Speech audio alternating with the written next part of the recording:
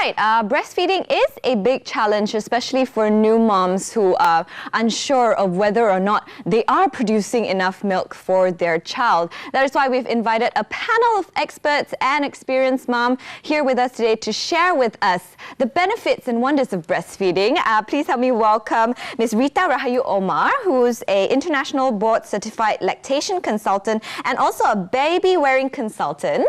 We have Ayuni Zainuddin, who's a breastfeeding advocate and hypnobirthing practitioner, and of course a familiar face, Dina Smokta, celebrity actress, TV host, MC, and also a mother of two and a fashion designer as well, nursing wear attire designer. Yeah. All right, welcome on the show, ladies.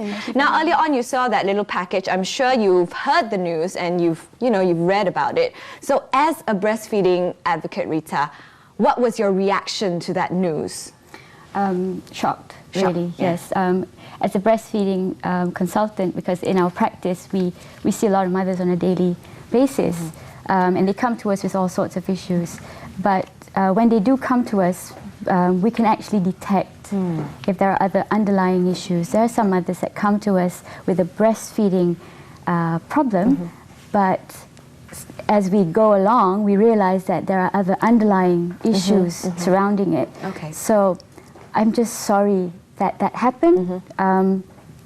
I just wonder whether she received help or support from people around her. Yeah, that could help. Do you think that this happens because of lack of knowledge, lack of awareness, or is it too much of knowledge and awareness? Because, I mean, when I was a new mom, I read into everything. I read books, I read the internet to source for all this, knowledge that I feel like I need to become a mother. Do you think that this is caused by the lack of knowledge or too much of it? Belinda, to be honest, we don't really know what is going on, what happened. And I'm not going to just take that case, but I think it's really difficult for us to generalize, because we should look at it from a case-by-case basis, because everybody would have different set of challenges. True. So we don't really know what happened, and we don't know enough to comment. However, I do want to say that for a mother generally, and because breastfeeding came into the picture because that mother happened to be breastfeeding, but let me just say here for the record that breastfeeding is not a physiological contributor to postpartum depression. In fact, breastfeeding, if it went on well, the hormonal changes that come due to breastfeeding would actually help to regulate the mother's hormones. So we don't really know what happened. So postnatal blues is real, by the way, because I myself experienced that. Yes. And it normally happens to first-time mothers. I experienced it as well, yes.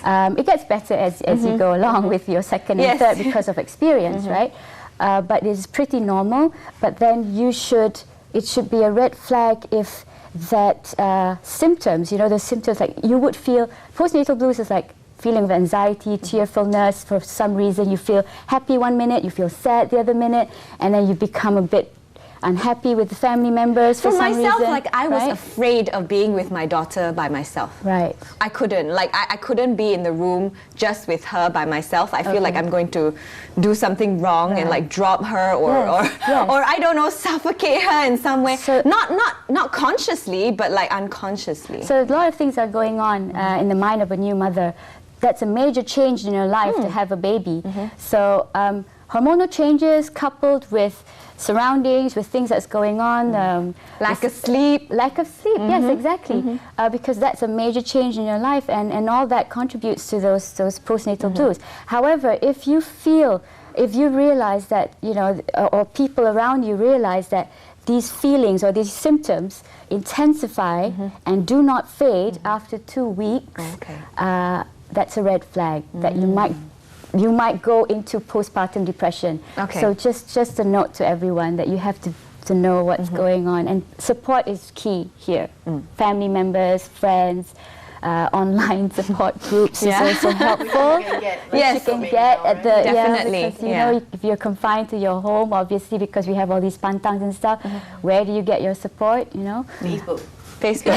That's right. That's the wonders of social media. Now, you know, Ayuni, women have been breastfeeding their children since the dawn of mankind. So why do you think that suddenly this is such a big issue for, like, it's so challenging, people are complaining like about breastfeeding when people, you know, women have been doing it since human existed. Why do you think it is that women, like you know, women nowadays feel like breastfeeding is such a challenge? No, we're just talking to Rita about this, and the fact is that you know, our grandmothers. I mean, she was saying that her grandmothers, you know, breastfed all the children. You know, but her And mother back then they had like 16 children. yeah, You know, and you know, these kids breastfed until they were 7. My you know, mom breastfed until she was 7. really? Yeah, Okay. but- Came back to the I will ask you about that later, about extended breastfeeding. But why do you think it's So, but come 1970s, you know, where alternative feeding methods came about. Okay, the aggressive marketing. The marketing was very aggressive. So this caused new parents back in those days to doubt their, you know, their capability to breastfeed. So. When you say new method, you meant like expressing, like breast pumps? No. Like artificial feeding. Oh, formula feeding. Okay. Okay, so so it didn't become a norm, you know, starting from the 70s up until, I don't know, I suppose until now. Okay, so you know, now we have, you know, some advocates like us who are trying to normalize breastfeeding again. So, and suddenly it became such a strange thing. Okay, but it used to be so normal back in those days. Okay, so I would say it became strange because of this, you know, stint of time. Okay, where breastfeeding was not the norm, because you could just pick up, you know, a can from the shelf and, you know, your problem is solved. The baby is sated, and that's it. So now to normalize it again, it's not just a matter of saying, okay, this is normal, this is what baby should be feeding and all that. It should also be normalized in all aspects. You should be seeing other mothers breastfeeding. And I was talking to a friend recently, and he was saying that I don't think new mothers should be getting their info about breastfeeding from videos in Facebook. No, they should be getting it from their friends and families. Now, as a peer counselor, the issue that I always hear from new mothers is the fact that their family members. Okay. My mom didn't breastfeed me. I was bottle fed from the get-go. So I mean, I couldn't ask her about breastfeeding. Exactly. So as a new mother myself, 6 years ago, I mean, I got all my info from social media, and because of all these people who posted their pictures of themselves breastfeeding, it became normal to me. Yeah. So I was not afraid to, you know, feed my baby anywhere, anytime he needed. And to be honest, I was a lot luckier than a lot of people. I didn't receive glares or criticism. Or maybe I was just, you know, in my own world. To I was right? just oblivious. So yeah. How about you, Dinas? When you had your daughter, your firstborn, have you already decided at that point that you were gonna breastfeed exclusively for a certain period of time? No, obviously I was one of the new mothers as well, which I have no clue of what am I doing. And the thing is, I was very lucky at that particular time. I met Rita, so she was the one who told me, helped me a lot when it comes to nursing my baby. And at that particular time, also I launched my nursing brand, Dinas Nursing Attire. So that's when we worked a lot together to promote breastfeeding in order for young mothers to breastfeed their baby. So that was what we were trying to do, and that's what we did. And good enough now, we've got the attention, and good enough now, breastfeeding is like a trend, and people actually know that the goodness of a mother who breastfeed their child, and the goodness of the milk that we're giving to our baby. So yeah,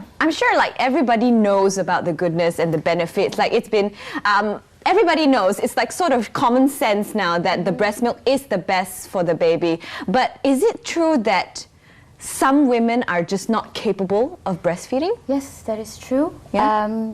Statistically, 2 to 6% of women in the world will not be able to breastfeed their babies as a whole, like totally cannot breastfeed, or unable to produce sufficient breast milk. But it doesn't mean that they can't. Okay. So basically, these women would have to mix feed, and these are because of medical conditions. Okay. So yes, there's that small percentage. So looking at that small percentage, and you look at the majority of it, it essentially says that women are made to basically breastfeed. So in very rare instances, very rare conditions, are they not able to? Okay. Yeah. So basically, all these issues of like, oh, I'm not producing enough milk and stuff. That's where you need help for someone to actually assess. Are you really having insufficient milk supply? And I remember Dina's back there would say, Rita, you know, I'm just not producing enough anymore. But it was actually all due to lactation management. You know, it's like poor lactation management is one of the contributing factors of women not challenged in breastfeeding, especially in this hectic lifestyle, because you're working, you're a mother, you're a wife, you're a God knows what else. How many hats do we wear? Business owner. We're also the machais. Maybe, Rita, maybe I can ask you, for people out there who do not understand what a lactation consultant, what do lactation consultants do? Like, do they teach you how to breastfeed, or they tell you when you should feed? What do you do? Okay, let me just say this. Now, Ayuni was just saying that, you know, back in the old days, we used to learn from observing, because, you know, we see our grandmothers, our mothers, our relatives all breastfeeding, and then that happened when there was a shift. Marketing. Yeah, somehow something happened in the middle, and then people just didn't think it was a norm anymore, and people have forgotten how to do it.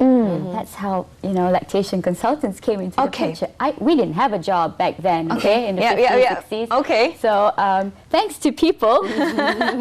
Oh, sorry, that's just a joke. I think thanks to research, actually. Thanks to research. So, okay, coming back to that, lactation consultants are people who are trained and certified, and in Malaysia we only have a handful of international board certified lactation consultants. You being one of them. I'm being one of them. It's about 26, 26 thereabouts. So what we do is basically we educate. We teach parents, new parents, or experienced parents even, you know, on how to actually manage breastfeeding, and we do classes. We do breastfeeding classes, and then we focus on like how to make breastfeeding and working successful, and then beyond that, what happens after 6 months and what do you feed your baby. So we do one-to-one consultations, we do workshops, we do trainings, and in fact right now, for me and my colleague in SusuIbu.com, we're also going into hospitals and educating and training the nurses on how to support. Okay. So, yeah, IBCLC is a profession that is recognized worldwide. That's great. Yes. Yeah. You know what? We're going to have to take a quick break right now, but coming back, we'll still have our beautiful ladies here to talk about this issue that just came up recently because of a viral picture of a mom breastfeeding in her car. And we're going to talk more about the ethical issues surrounding breastfeeding in public when we come back after the break. I do respect people breastfeeding in public, and I do understand the need for, you know, some children just need to eat at a certain time when you're out, so you have to feed your baby. But there was one incident where I actually felt a little bit uncomfortable when I saw a mother breastfeeding her child, because she was just in a sports top, and she just pulled it down, and her whole boob was sort of exposed, and I felt embarrassed for her because I can see all the waiters. We were in a restaurant, all the waiters were walking past and like staring. That's when I felt like uncomfortable. I felt like I had to go and say something to her, but at the same time I restrained myself, because I mean, to each their own. But is there a law here in Malaysia governing whether it is legal or illegal for a mother to breastfeed in public? Rita, do you know? There is not. There's that not. I know of. Okay. But I do know that in the US there are states that actually prohibit breastfeeding in public. Yeah, believe it or not. So that really... Okay. So in the US there are actually certain states that it's illegal for a mother to breastfeed in public? I can't remember which ones. Okay. But anyway, but there's like very... Yeah, not... It's so just irrelevant. Yeah, just a few. So that really creates it. That a lot of people were pretty upset about that. Okay. So, but in Malaysia, yes, we don't have that. And I think in a lot of countries, and we shouldn't have that to begin with, because, you know, essentially, this breastfeeding business can't wait. You know, if a baby is crying, or baby wants to feed, they want to feed anytime, anywhere, anyhow. So, we have to look at the hierarchy of needs here. What are the hierarchy of needs? And I think that a baby's needs would go way up there in the hierarchy. So everything else, well, I'm just going to have to say now, sorry. what's your opinion on breastfeeding in public? Have you done it? Oh, yeah. Oh, absolutely. Oh my God. Where have you been? I think that's a wrong question to ask a breastfeeding advocate, but like, what's your opinion on it? Like, when you first became a mother, did you sort of prepare yourself to actually feed outside of home? Yeah, absolutely. I mean, you know, we, as a new mom, one of the things that you needed when we found out that you were pregnant is to get a nursing cover. Okay, and for us who wear tudung labuh like this, it's really a non-issue. We can just put it cover our baby's head, and that's it. And people wouldn't even know that I'm breastfeeding. It's as simple as that. And to answer your question about whether or not there's a rule or regulation here about breastfeeding without any cover on, I think it's an unspoken rule. It's a cultural norm. Exactly. Sort of, if you're in Malaysia, cover up. And that's what I always tell people, And 5 years ago when we organized the flash mobs, one of the requirements is that everyone had to have a nursing cover. And or also a nursing top. Or a nursing top. Okay, if you're wearing tudung, please pakai tudung labuh. Okay, and have your husband next to you. Okay. There was also an additional requirement where she even put it in her statement, like that try to nurse your baby before. Because some babies, when you were to breastfeed in public, they will let go and and they will wail around and then take off the cover. They don't want the cover. They'll be. So, but what is the logic between with having the husband next to her? During the flash mob. It was just to help the mother hold the nursing cover in place. Really, that was it. Just to show support. From a psychological point of view, it's really to make the mother comfortable. Okay, exactly. I don't know whether you realize, but if you're put in a spot and you're breastfeeding in public and you're not comfortable and you feel anxiety or you're not comfortable at all, it actually suppresses your milk. Truth be told, I have to be honest. I didn't breastfeed in public. I've never nursed in public. I mean, I brought my breast pump out to pump and bottle feed when I'm in public. So that was a big issue. Yeah, it was very challenging for me because I didn't feel comfortable feeding in public. So maybe next time, if I do have another child, I can come into you. But okay, so. That's your. You think that it is perfectly normal for someone to nurse in public? Yeah, absolutely. I mean, when we got that question, when I was reading the question in the email, I was like laughing to her. I was like, I was going to ask back with the question: is it okay for an adult to eat in public? Okay, if it's okay for an adult to eat in public, why is it not okay for a child to feed in public? As long as you're fully covered, what's the issue? Yeah, but with the technology now, there's so many things that you can buy or you can use to help a breastfeeding mom, especially now. There's so many. That's why I created my nursing attire. To help mothers to breastfeed without showing anything, and that is the key thing on making a breastfeeding attire. Because now, especially now, when you talk about breastfeeding attires, there are so many with just the zip, and then you zip down, and what happens? You show everything off. I mean, okay, that's a nursing attire, but for me, it's not a proper one. So that's why I created my own nursing attires. And there's so many nursing covers that's available. So I don't see. Did you get any criticism, or did anyone come up to you with ill advice when you were nursing in public? No, because this was 5 years ago, right? The reason why I think nobody ever came up to us, because I nurse all my 4 children in public anywhere, anytime, everywhere, is that they didn't even realize I was breastfeeding. Okay, that was it. I was wearing my baby, and then I was breastfeeding. I say, "Oh, look, your baby's sleeping." No, my baby was not sleeping. My baby was feeding. But Belinda, if I can just say that we talk about for many years, like breastfeeding advocates have been trying to normalize breastfeeding. Remember, we were from a culture where it was a norm, and then it wasn't, and then now we're in that transition, but I think we're getting there. So in our effort to normalize breastfeeding, you can't normalize breastfeeding if you don't see that act of breastfeeding. Where you see it, whether it's on the internet, social media, or in public, that's a way to normalize breastfeeding, because we humans are creatures of habit. we learn by seeing, by observing, by behaviors, by our surroundings, and if we don't see, we don't think that it's normal. Okay. So that's that answers your question to my next question, to that viral picture that received a lot of criticism because well, I think for one, she's a Muslim mother, and she posted up a selfie on Facebook of herself feeding her baby. I don't know whether we have a picture of that or whether we are allowed to show a picture of that. But anyways, nothing is being shown. Can't see. Nothing is being shown. She was in she had a tudong and her baby was just right here, and it received so much criticism. Why do you think that is so? So does that mean that people do not want to see mothers breastfeeding in public? Because in essence, putting a picture up on Facebook of you breastfeeding is breastfeeding in public. Exactly. Yeah? You know, when I first saw that picture, I was like, why is this weird again? Why is a lynch mob formed to demean these ladies? You know? I was like, when I did it 5 years ago, nobody really cared. They just scrolled down and moved on with their lives. So I feel like it just became viral because, you know, it was shown in a very popular fan page. And that's it.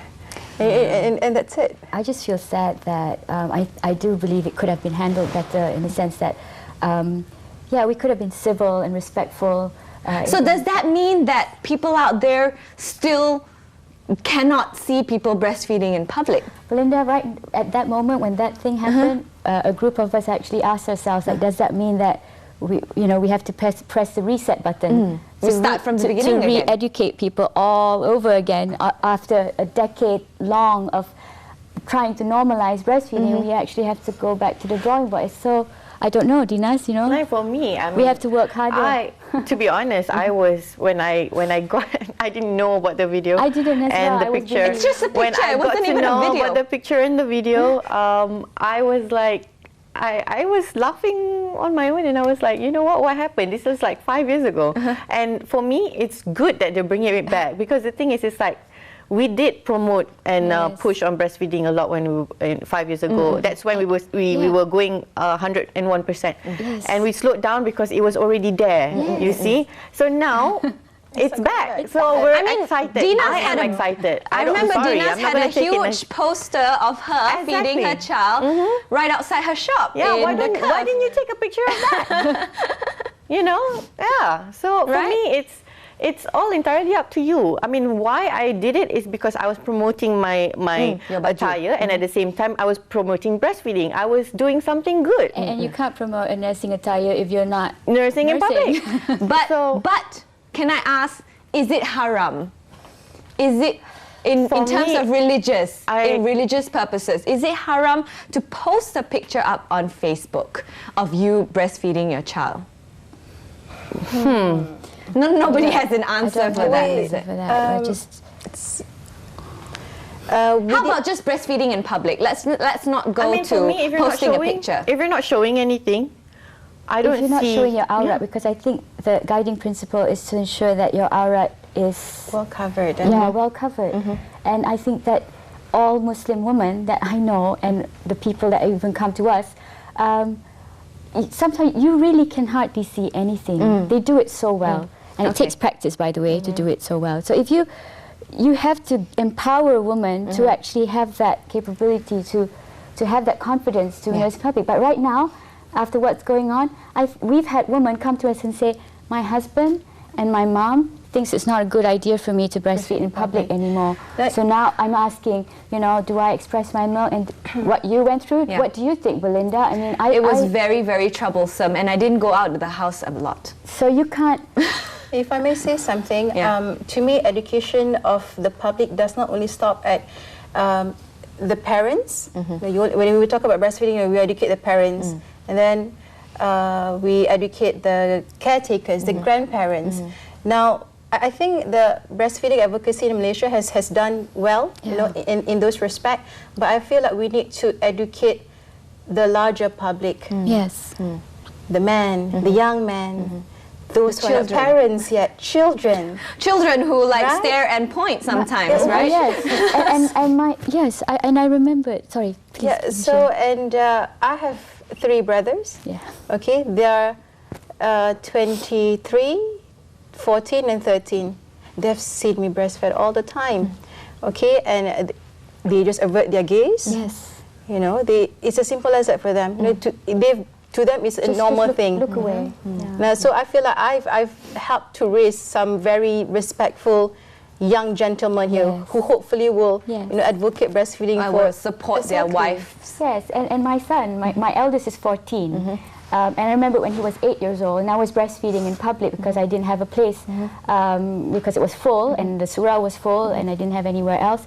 I just sat at a bench and I breastfed. And I remember I was holding my third one at that time, and then a little boy with the mother actually walked by and actually said, and the boy said, "Ew," like that, and then the mother said, "Oh, shame, shame, don't look." Really? Yes, yes. But my 8-year-old son, mashallah, my 8-year-old son said, "What's wrong? Mama, what's wrong? You're just feeding Aidan. What's wrong with that?" So at 8 years old. And now when this thing came out, I was just discussing with him and asking Aidan, "What is your opinion about this?" "Oh, Mom, you know my opinion. I actually think that this is just so ridiculous, blown out of proportion." And he said that, some people need help. So how do we, as the public or as the others, not the mother, show support to a mother who wants to breastfeed in public? Dinas? Like for me, because obviously, representing your mothers nursing in attire. Malaysia and my nursing attire, obviously, I'm trying to help. I'm trying to help as much as I can. What have you brought here for us, actually? Maybe you can show us a little bit. Covers. Okay. Yeah, and we design like more fashionable nursing attires that you can wear.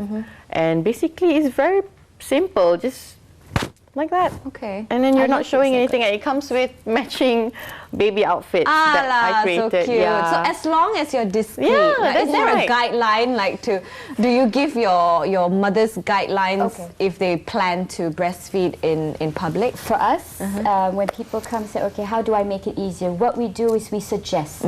But the mother will make their own informed decision, because whatever that we tell mothers as lactation consultants, you have to remember that we always have to give it information or facts which are evidence-based, based on research and stuff. But then, nursing in public, now that's something that is teaching them or giving them ideas on what they can do. So we always tell them, okay, wear loose-fitting clothes or nursing clothes that would be helpful, wear a cover, or wear a sling, a baby sling, like you wear your baby and you can also breastfeed. But I must tell everybody here that breastfeeding and baby wearing are two separate skills that you need to master.